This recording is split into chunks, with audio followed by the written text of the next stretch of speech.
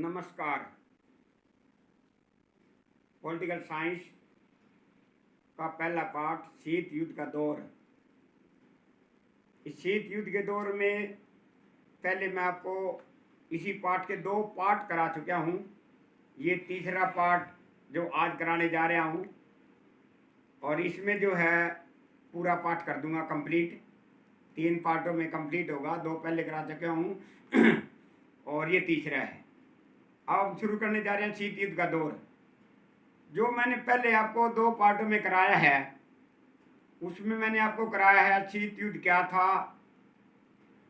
शीत युद्ध कैसे चला, किस किस के बीच में चला, और ये जो लड़ाई थी उनके बीच कौन कौन सी विचारधाराओं की लड़ाई थी, मिसाइल संकट, शीत युद्ध के दायरे, इस प्रकार की जो है 2 पार्टों में मैं आपको करा चुका हूँ। ये तीसरे पार्ट में जो आप शुरू करने जा रहे हैं,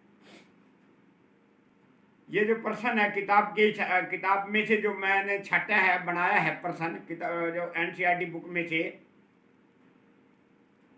जो शीत युद्ध का दौर चल रहा था अमेरिका और सोवियत संघ के बीच में, तो इन 3 महत्वपूर्ण 1960 के दशक में 3 महत्वपूर्ण संधियां की थी। वो कौन सी संधियां थी और कब की गई थी, क्यों की गई थी, इसका जो है आपने ध्यान देना है। 1945 से जब शीत युद्ध चल रहा था अमेरिका और सोवियत संघ के बीच में, दोनों जो है देश जो महाशक्ति थे, इन्होंने हथियारों की होड़ कर रखी थी। ज़्यादा से ज़्यादा हथियार जो है इकट्ठे कर रहे थे, खरीद रहे थे, बना रहे थे, और ज़्यादा से ज़्यादा होड़ इनकी लगी हुई थी इकट्ठा करने में। इधर से अमेरिका की, इधर से सोवियत संघ की।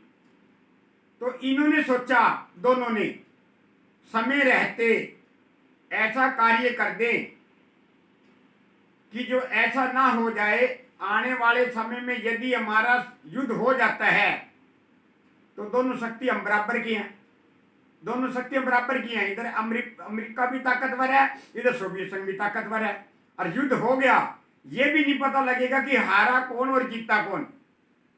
ये भी नहीं पता लगेगा कि किसने परमाणु हथियार का प्रयोग किया, मिसाइल का किया, अन्य हथियारों का किसने प्रयोग किया, ये भी नहीं पता लग पाएगा।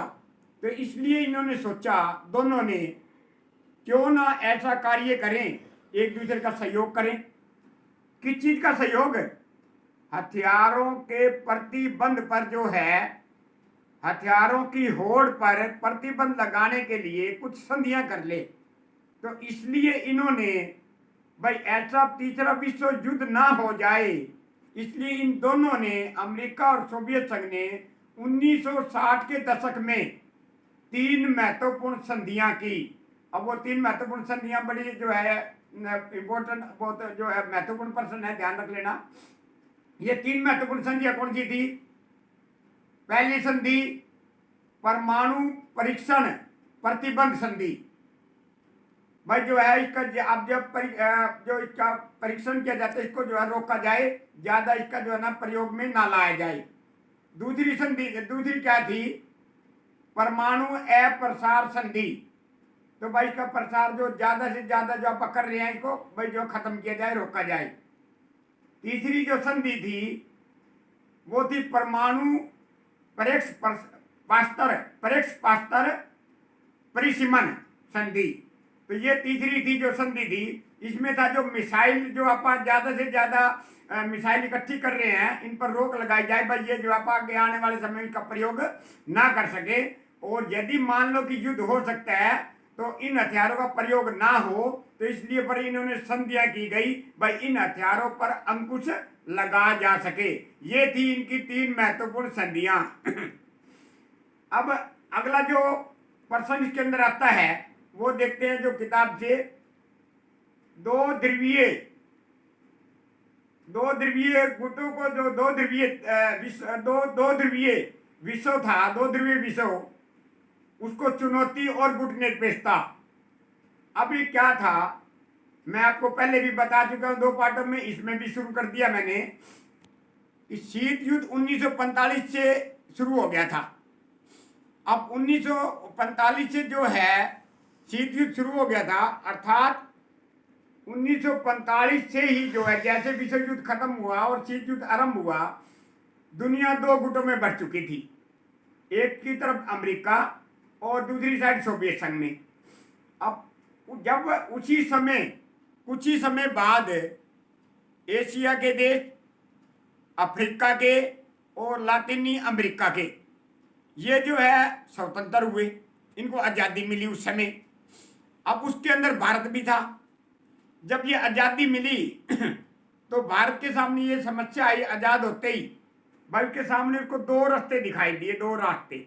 अब दो रास्ते कौन से दिखाई दिए? अब जब दुनिया दो गुटे में बटी हुई थी भाई, या तो जो है अमेरिका था, उधर से सोवियत संघ। अब भारत को इसलिए दो रास्ते दिखाई दिए भाई। आज़ादी के बाद जब 1947 को भारत बंद रखा तो 1947 को आज़ाद हुआ और उसको दो रास्ते दिखाई दिए। कौन से दिए? या तो भाई अमेरिका में शामिल हो जाऊं या जो है सोवियत संघ में हो जाऊं। अब वो मान लो कि अमेरिका में भारत शामिल हो जाता है या सोवियत संघ में हो जाता है, तो उसको गुलामी का जो आज़ादी, उससे स्वतंत्रता प्राप्त की, उसका लाभ क्या हुआ? भाई लाभ तो नहीं हुआ ना भाई। अभी इतने लंबे समय के बाद भारत ने आज़ादी प्राप्त की है और आज़ादी से पहले विश्व जो दो गुटों में बटा हुआ है, दुनिया दो गुटों में बटी हुई है। अब वो एक अमेरिका और एक सोवियत संघ। ये मान लो कि वो अमेरिका में शामिल हो जाता है या सोवियत संघ में हो जाता है तो उनकी चलेगी, भारत की तो नहीं चलेगी ना। मान लो किसी प्रकार के फैसले लेने हैं, कोई किसी प्रकार का जो है कार्य करना है उनके आदेश बिना नहीं कर सकता। निर्देश, आदेश, ऑर्डर उनके चलेंगे, भारत के तो नहीं चलेंगे। इसका मतलब क्या हुआ? भारत दोबारा से फिर गुलाम हो गया। भाई भारत जो है अमेरिका में शामिल हो जाता है तो अमेरिका के अधीन हो गया, और सोवियत संघ के शामिल हो जाता है तो उसके अधीन हो गया। तो भारत ने ये सोचा कि अब जो है मान लें इनसे दूरी जब तक नहीं होगी तो कोई फायदा नहीं है। तो उसी समय जब क्या हुआ, उसी समय तीन जो मैंने अभी बताया आपको, जो है एशिया के देश और अफ्रीका के और जो है लातिन अमेरिका के, उसी समय जो स्वतंत्र हुए थे। तो जो समस्या भारत के साथ थी वो सभी के साथ थी समस्या। भाई उनके साथ भी यही समस्या थी भाई, या तो उस गुटों में शामिल होता है किसी में एक में, और या जो है भाई और कोई विकल्प ढूंढे। तो इसलिए जो है इन्होंने एक तीसरा विकल्प ढूंढा, तीसरा विकल्प। अब इनको अभी बताया मैंने आपको, तीसरा विकल्प इन्होंने ढूंढा। क्या ढूंढा?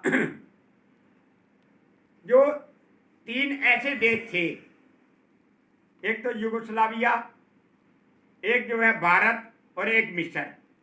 युगोस्लाविया में जो है जोसेफ बराज टिटो, और भारत के जवाहरलाल नेहरू, और मिस्र के गमाल अब्दुल नसीर। ये तीनों जो है ना दोस्त थे, मित्र थे ये तीनों। अब जो है इन्होंने तीनों ने मिलकर, इधर से युगोस्लाविया के और इधर से भारत के और इधर से मिस्र के, इन तीनों नेताओं ने जो है 1956 में एक मीटिंग की। अब क्या मीटिंग की? अब जब मीटिंग की तो इन्होंने ये सोचा तीनों ने कि जो है जो हम अभी आज़ाद हुए लंबे समय के बाद, अब जो है हमारे ऊपर इधर से अमेरिका और इधर से सोवियत संघ दबाव डाल रहे हैं कि जो है हमारे में शामिल हो जाओ, हमारे में शामिल हो जाओ। तो यदि हम शामिल हो जाते हैं तो जो है हमारे तो, हम तो दोबारा से गुलाम हो गए, हमें तो कोई लाभ ही नहीं हुआ जो है आज़ादी का। फिर तो इन्होंने फिर ये कहा भाई अब हम जो है इन गुटों से जो है दूर रहेंगे। तो बोला फिर क्या किया जाए? तो इन्होंने कहा भाई हम एक तीसरा गुट बनाएंगे। तीसरा गुट का मतलब गुट निरपेक्षता की नीति को अपनाएंगे। तो इन्होंने जो है ये बैठक की तीनों ने मिलकर, और इनका समर्थन दो देशों ने और कर दिया। अब वो दो देश कौन थे? एक तो इंडोनेशिया और एक घाना। ये 5 देशों ने जो है फिर इन्होंने जब समर्थन किया, 5 देशों ने मिलकर जो है गुट निरपेक्षता की स्थापना करी। अब मान लो कई बार प्रश्न भी आ जाता है भाई गुट निरपेक्षता की स्थापना कितने देशों ने मिलकर की? तो अपना आ जाए 5 देशों ने मिलकर जो है गुट निरपेक्षता की स्थापना की। अब वो कौन कौन से देश थे? अभी मैंने आपको बताया है, युगोस्लाविया, भारत, मिस्र, और जो समर्थन करने वाले थे इंडोनेशिया और घाना। तो इनने समर्थन, ये 5 देशों ने मिलकर जो है गुट निरपेक्षता की स्थापना की। और इन्होंने ये कह दिया एशिया के देशों को और अफगानिस्तान के और लातिनी अमेरिका के। उन्होंने कहा भाई आ जाओ, तुम भी जो है गुट निरपेक्षता में शामिल हो जाओ भाई। ये जो इन गुटों से भाई शामिल होने से बच जाओगे, नहीं तो जो है दोबारा से किस्म का गुलाम हो जाओगे। इसमें जो है मतलब ये बात सोचकर क्या किया फिर इन्होंने 1956 में जो इन्होंने नींव रखी गुट निरपेक्षता की, एक सफल रहे उसमें। फिर इन्होंने जो है पहला गुट निरपेक्षता का पहला सम्मेलन किया। अब बड़ा महत्वपूर्ण है, पहला सम्मेलन पता भी होना चाहिए कब हुआ तो कहां पर हुआ। तो जो पहला जो सम्मेलन किया 1961 में किया बेलग्रेड में। बेलग्रेड में पहला सम्मेलन जो है 1961 में किया। तो अब उसमें कितने सदस्य देश शामिल हुए? उसमें जो है 25 सदस्य देश जो है गुट निरपेक्षता से पहले में शामिल हुए। ये था इनका पहला सम्मेलन। फिर जो है धीरे धीरे समय बीतता रहा। अब समय बीतने के साथ जो है फिर 14वां सम्मेलन, किताब में भी 14 लिख रखे, बीच में लिख भी नहीं रखे, और बाकी 14 महत्वपूर्ण बताया जाता है। 14वां सम्मेलन जो है फिर इनका 14वां सम्मेलन हुआ, वो हुआ क्यूबा में। और वो कब हुआ? 2006 में। 2006 में जो है 14वां सम्मेलन हुआ। उसमें कितने देश शामिल हुए? उसमें जो है सदस्य देश 116 जो है सदस्य देश शामिल हुए और 15 पर्यवेक्षक देश जो वो शामिल। अब पापा कहते पर्यवेक्षक देश कौन से थे? वो जो निगाह रखने वाले, नजर रखने वाले, जो एक्सपर्ट होते हैं, जानकारी भाई उनको जानकारी हो, उनकी देखभाल करने वाले, जो बड़े महत्वपूर्ण देश मानते जाए, वो 15 वो और 116 जो है देश उसमें वो शामिल हुए। ये है अपना 14वां सम्मेलन। इस तरह से जो है ये गुट निरपेक्षता की जो है स्थापना कर दी। और ये जो है देश जो सभी देश जो है जो गुट निरपेक्षता में शामिल है, ये किसी भी गुट में शामिल नहीं हुए थे। अब जब ये देख लेते हैं भाई भारत ने जब गुट निरपेक्षता की नीति को अपनाया तो क्या इसको लाभ हुआ? कुछ भाई लाभ हुआ। अब कहते कैसे लाभ हुआ? पहला इसमें है लाभ इसका, अंतरराष्ट्रीय फैसले लेने में खुद फैसले ले सकता था।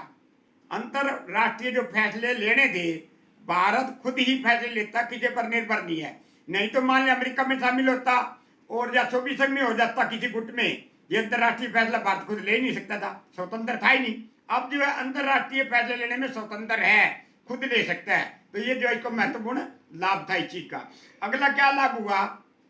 भारत अपने हितों को देखते हुए जो फैसले लेता था, भाई भारत इस प्रकार के फैसले लेता था भाई जो है जिससे भारत में लाभ हो और भारत अपना विकास कर सके और जो है जो जनता को जो भारत की आर्थिक स्थिति को मजबूत बना सके, इस प्रकार के जो है भारत फैसले लेता था।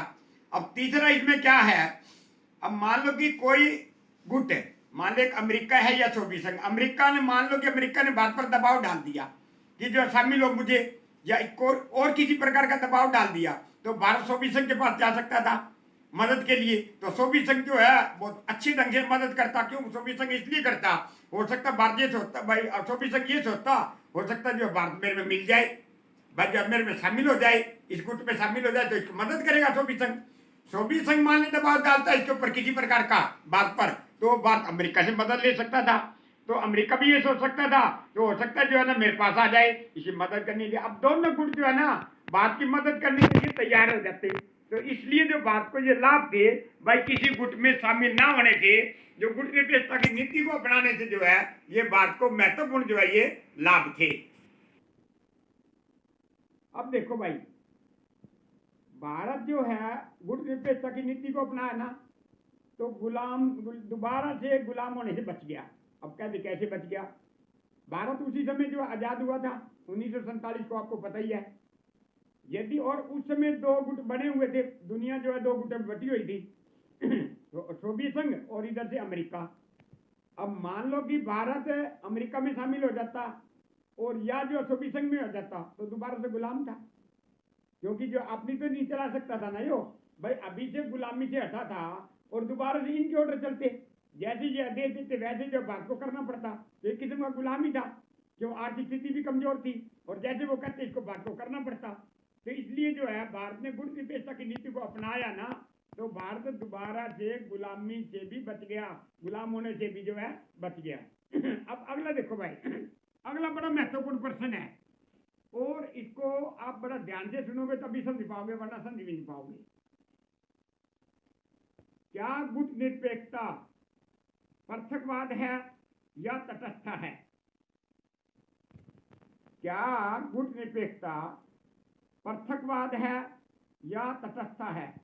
अब ये बताओ भाई, अलग अलग पृथकवाद क्या होता है, तटस्थ क्या है? भाई गुट निरपेक्ष पृथकवाद है या तटस्थ है या नहीं ये बताना है। अब पहले मैं बता दूं भाई पृथकवाद क्या होता है।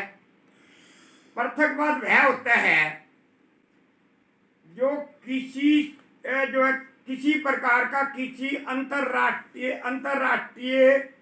अंतरराष्ट्रीय मामलों में किसी प्रकार के भी कोई संबंध ना रखे, उनसे अलग रहे।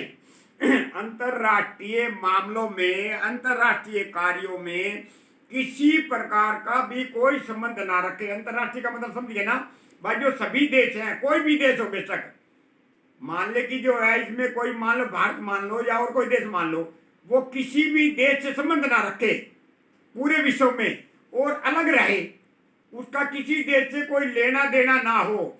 भाई मान ले कोई कहीं युद्ध हो रहा है या जो है मान ले किसी की मित्रता हो रही है, कहीं व्यापार हो रहा है या कोई लेन देन कर रहा है, किस देश में क्या हो रहा है उसका कोई मतलब ना हो। किसी प्रकार का कोई मतलब ना हो, मत उससे किसी से भी कोई लेना देना ना हो, किसी प्रकार का भी, ना तो संबंध है ना जो है मतलब उससे दुश्मनाई है, ना संबंध है, ना हथियार की लेन देन है, ना कोई व्यापार है, किसी प्रकार का कोई संबंध नहीं है। वो है पृथकतावाद। भाई अब ये किसी नीति अपनाई थी क्या? ये अमेरिका ने पहले अपनाई हुई थी।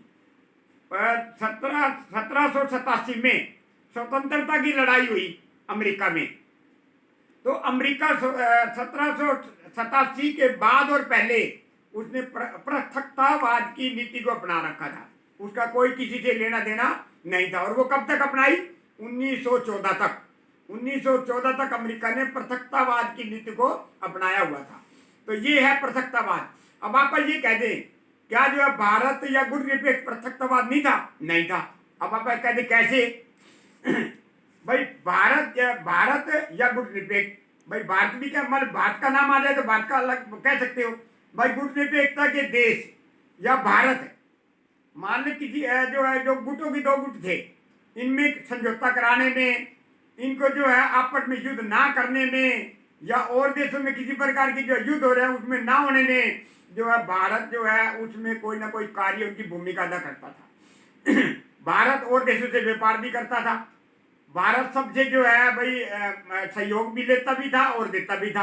तो और गुट निरपेक्षता की देश भी जो है लेते भी थे, करते भी थे। तो इससे ये कहा जा सकता है जो गुट निरपेक्षता पृथकतावाद नहीं है। पृथकतावाद समझिए भाई, किसी से भी मामले से कोई भी जो है संबंध ना रखना, अलग रहना। आप अपने घर में रह रहे हो ना, और आपके पड़ोसी से कोई संबंध नहीं आपका। भाई पड़ोसी में कोई मर रहा है, जी रहे हैं, खुशी है, गमी है, आप ना जाते हो ना आते हो, कोई मतलब नहीं आपका, और क्या हो रहा है कोई ना पूछते हो। तो वो जो पृथकतावाद है, तो जो ऐसा तो जो गुट निरपेक्षता के देशों ने किया नहीं, ना भारत ने किया। तो वो सबसे जो है मतलब लेन देन, व्यापार, संबंध, और जो मान लीजिए जो युद्ध होते थे उसमें उनके संधियां समझौते करवाने, तो ये पूरा का पूरा इनका भारत का और गुट निरपेक्षता के देशों का जो पूरा योगदान रहता था। इसे पता लगता है कि गुट निरपेक्ष जो है पृथकवाद नहीं था। अब आ गया तटस्थ। बिल्कुल थोड़ा थोड़ा अंतर है, थोड़ा ध्यान देना, बाकी जो है फर्क बहुत ही कम अंतर है। तटस्थ जो है ना, मान लें कि जो युद्ध हो रहा है ना तो युद्ध में ये भाग लेते, जो तटस्थवाद अपनाता ना देश, ना तो वो युद्ध में भाग लेता, और ना मान लो उनके समझौते हो गए हैं, ना उनके संधियों में समझौते में भाग लेगा, ना युद्ध में भाग लेगा। मान लो समझौते, भाई मान लो समझौते हो गए, ना अच्छा और बुरा युद्ध के बारे में कहेगा, वो नहीं बोलेगा। जिसने तटस्थवाद तटस्थ अपना रखी है ना, तटस्थ है देश, वो जो है अच्छा युद्ध के बारे में अच्छा बुरा कुछ भी नहीं कहेगा। उनका युद्ध की समाप्ति होगी जब भी नहीं कहेगा भाई जो है ना अच्छा हुआ या गलत हुआ या ठीक हुआ, या जो है मान ली कि युद्ध हुआ, भाई गलत हो रहा है ठीक हो रहा है, भाई किसका गलती है या ठीक है, किसी प्रकार का जो युद्ध के मामले में या उनकी संधियों के मामले में, युद्ध की संधियों के मामले में किसी प्रकार की उसकी दखलबाजी या जो है कोई बयान, कोई जो है वो कुछ बोलेगा नहीं, वो होता है तटस्थतावाद। तो ऐसा गुटनिरपेक्षता के देशों ने तो किया ही नहीं। वो तो जो है मान ले जो युद्ध को रोकते भी थे और उसमें अब युद्ध में मान ले अमर जरूरी है तो शामिल भी हो जाते थे भाई, कहीं जो समाप्त कराना समाप्त करने में भी योगदान देते थे। तो इसलिए कहा जाता है जो है गुटनिरपेक्षता के जो देश थे या भारत था ये तटस्थ नहीं था, ना तो ये पृथकवाद था और ना तटस्थता था, ये दोनों जो है नहीं थे। ये था पृथकतावाद और जो है तटस्थता जो है ये दोनों नहीं थे गुटनिरपेक्षता के, ये था पृथकता और तटस्थता। अब मैं आपको अब देखो भाई, भारत ने गुटनिरपेक्षता की नीति को अपना रखा था, लेकिन ये थोड़ी कहेंगे भाई जो है भारत ने अच्छा कर रखा था। तो कुछ ऐसे भी देश होते हैं जो आलोचना करते हैं, तो कुछ ऐसे भी थे जो भारत की आलोचना कर रहे थे, आलोचक थे भारत के। वो कह भाई गुटनिरपेक्षता की जो भारत ने नीति अपनाई है ये एक दिखावा है। बोला कैसे? बोला भारत जो है एक सिद्धांतहीन है, सिद्धांतवादी नहीं है ये, बोला सिद्धांतहीन है। बोला कैसे है भाई सिद्धांतहीन? बोला ये केवल अपने फायदों के लिए देख रहा है भाई, मेरे को कहाँ फायदा हो सकता है, अपने स्वार्थों को देखता है और किसी को नहीं देखता। तो इसने अपने स्वार्थ पूरे करने हैं, अपने लाभ के लिए जो है कार्य करता है। इसलिए जो है ये भारत जो है इसने कोई गुटनिरपेक्षता की नीति को ठीक ढंग से नहीं अपना रखा, ये जो है सिद्धांतहीन है। अब कुछ आलोचकों ने और क्या कहा? बोला व्यवहारहीन है ये, बोला बोला व्यवहारहीन भी है। बोला कैसे? बोला भारत जो है, भारत ने 1971 में बोला यो सोवियत संघ से संधि कर ली, 20 वर्षीय जो है सोवियत संघ के साथ जो संधि कर ली और जो है उससे हथियारों की मदद भी ली। तो बोला उसने आर्थिक मदद भी उससे ली। बोला कहाँ है जो बोला ये इसने गुटनिरपेक्षता की नीति अपनाई? जब उसके साथ संधि कर रहा है वो एक बोला एक अलग गुट है ये सोवियत संघ। बोला फिर जो है कहाँ ये व्यवहारहीन कहाँ है, इसका कहाँ व्यवहार है जब सोवियत संघ के साथ जो संधि कर रहा है ये? तो इसलिए जो बोला ये व्यवहारहीन है। कुछ लोगों ने तो क्या कह दिया? बोला ये तो सोवियत संघ में शामिल है, ये तो ढोंग रच रहा है, ये गुटनिरपेक्षता का ढोंग रच रहा है। किस चीज का ढोंग? बोला गुटनिरपेक्षता का ढोंग रच रहा है। गुटनिरपेक्षता मैंने शामिल हूँ, मैं गुटनिरपेक्षता हमने बना रखी है उसमें शामिल हूँ, मैं किसी गुट में नहीं हूँ। बोला ये तो जो सोवियत संघ में ही शामिल है। बोला इसने जो 1971 में उसके साथ संधि की है और उससे जो मदद मांग रहा है तो इसका तो शामिल है। बोला तो इसलिए जो व्यवहारहीन है। बोला तो इस प्रकार की जो है आलोचना की। अब भारत ने क्या, भारत उस समय पाकिस्तान के साथ युद्ध हुआ था तो भारत का तो जो उसके साथ मदद ही की थी, मदद ली थी ना भाई, मदद ली थी। कोई ये थोड़ा कि भाई अपनी संधि को खत्म किया उसमें शामिल हुआ था, भारत शामिल थोड़े हुआ था, शामिल तो नहीं हुआ ना। लेकिन जो आलोचक जो थे, जो आलोचना करने वाले थे, उनने जो है ये बात भारत के लिए जो है कही थी। अब अगला प्रश्न देखते हैं आप। 9 अंतरराष्ट्रीय आर्थिक व्यवस्था क्या थी? अब देखो भाई गुटनिरपेक्षता के जो देश थे ना ये अल्प विकसित थे। अब जो अल्प विकसित क्या भाई, इनका कोई विकास नहीं हो रहा था भाई, जो है किसी प्रकार का विकास नहीं था। उसी समय आजाद हुए थे, गरीब देश थे, जनता यहाँ गरीब थी और जो पहले जो है यहाँ ये गुलामी थे, इनके पास जो है धन तो लेके थे जो है मतलब लूट के, और भाई भारत के पास या और जैसे किसी प्रकार का इनके पास जो धन नहीं था, जनता गरीब थी, आर्थिक स्थिति बहुत ज़्यादा खराब थी। और जो है अब आर्थिक स्थिति, अब इनको ये भी खतरा था यदि जो है हमारी आर्थिक स्थिति ऐसे खराब रही गई तो जो है हो सकता हम दोबारा से गुलाम हो जाए। बोला कैसे? अब हमारी आर्थिक स्थिति तो है ही नहीं अच्छी भाई, हम गरीब हैं, हमारे पास कोई रोजगार भी नहीं है, हमारे साथ किसी का अच्छा व्यापार भी इतना नहीं है, और जो है यदि मान लीजिए हम जो यदि कोई ऐसी शक्ति हमारे ऊपर कोई हमला कर दे, हम उनका मुकाबला कर भी नहीं सकते। क्यों नहीं कर सकते? क्योंकि आर्थिक स्थिति हमारी कमजोर है, गरीब है। तो इसलिए जो है हमें दोबारा से भी हम गुलाम हो सकते हैं। इस प्रकार का जो है भारत को और अन्य देशों को जो गुटनिरपेक्षता में शामिल थे, सभी देशों को इस चीज का खतरा था। इसी कारण को देखते हुए जो है 9 अंतरराष्ट्रीय आर्थिक व्यवस्था का जन्म हुआ। ऐसी स्थिति को देखते हुए 9 अंतरराष्ट्रीय अर्थव्यवस्था का जन्म हुआ। अब जब जन्म हुआ फिर क्या हुआ? संयुक्त राष्ट्र जिसकी स्थापना 1945 को हुई थी, उसने जो है एक व्यापार और विकास के संबंध के रूप में एक सम्मेलन किया, और वो किया 1972 में। अब वो सम्मेलन किया 1972 में, उसने जो है उसमें सम्मेलन में 4 बातों पर जो है उसने निर्णय लिया। बोला भाई ये जो गुट निरपेक्षता के देश है ना, ये जो है अल्प विकसित है, गरीब है, और इनकी आर्थिक स्थिति बहुत ज़्यादा जो है खराब है। अब क्या किया जाए इनकी आर्थिक स्थिति जो अच्छी हो सके। तो जो सम्मेलन में 4 बातों पर जो निर्णय लिया गया, क्या लिया गया, वो 4 बातों पर निर्णय जो लिए वो बड़े महत्वपूर्ण हैं। बोला ये जो देश है गुट निरपेक्षता के, जो इनके पास जो प्राकृतिक संसाधन है ना, मान ले पेड़ हो गए, पौधे हो गए, या और प्राकृतिक जो भी संसाधन है, उन पर इनका ही अधिकार होगा। ये किसी प्रकार का किस प्रकार से इनका इस्तेमाल करें, प्रयोग करें, इनको किस प्रकार से इनके कार्य इनका हो, मतलब कार्य करें उनसे। मान ले पेड़ पौधे से क्या कार्य लेने हैं, क्या करना है, क्या चीज़ें बनानी है, या खनिज इनके जो प्राकृतिक संसाधन के रूप में इनको जो भी और कुछ मिलता है, वो जो है ये खुद प्रयोग कर सकते हैं। इनके ऊपर कोई प्रतिबंध नहीं होना चाहिए, ये खुद कर सकते हैं। पर एक बात तो इस बात पर निर्णय लिया गया जो संयुक्त राष्ट्र ने जो है 1972 में लिया था। दूसरी बात पर इन्होंने क्या लिया, बड़ा महत्वपूर्ण है वो भी, इनका जो व्यापार होता था ना, जो गुट निरपेक्षता के, ये आपस में ज्यादा व्यापार करते थे। पश्चिमी बाजार तक जो है इनकी पहुंच नहीं थी। जो पश्चिम देश हैं वहां पर इनका व्यापार कौन था, तो बोला भाई इनका जो पश्चिम में जो व्यापार को नहीं, वहां भी इनका व्यापार होना चाहिए। तो इनकी जो है वहां भी व्यापार का बढ़ावा देना चाहिए। पश्चिम में भी पहले जो ये अपना व्यापार करते हैं आपस में करते हैं, जो गुट निरपेक्षता के देश है ना, आपस में मिलजुल कर व्यापार करते हैं। तो इसलिए जो है और इनको विकास इनका करने के लिए, आर्थिक स्थिति सुधारने के लिए, ये पश्चिम देशों के साथ भी उनके वहां बाजारों में भी वे व्यापार कर सकते हैं। तो इनके वहां भी जो है बाजारों तक भी पहुंच कर दी, वहां भी व्यापार कर सकते हैं। ये था दूसरा पॉइंट।